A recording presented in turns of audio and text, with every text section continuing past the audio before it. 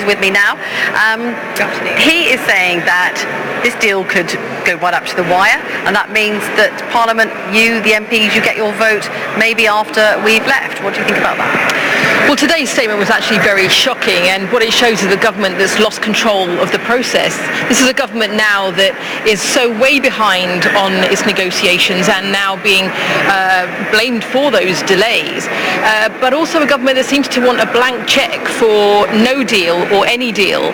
This statement today came as a huge shock to members of Parliament who have been promised a meaningful vote, and for that meaningful vote to be after Brexit Day seems to make a mockery of that promise. Would it mean that MPs couldn't reject a no-deal scenario? Now, the government says it's not aiming for that, it really does want to get a deal.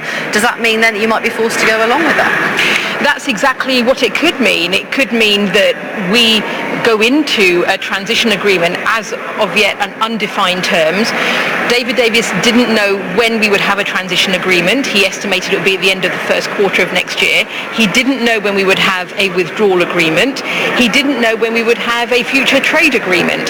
So for us as parliamentarians to effectively go along with whatever the government decides at whichever time in the future it happens is making a mockery of the process of Parliament, making a mockery of our democracy, and I think that the government has to come forward with a statement urgently about whether this is actually a change in policy and what they're actually going to do about it. Well, Theresa May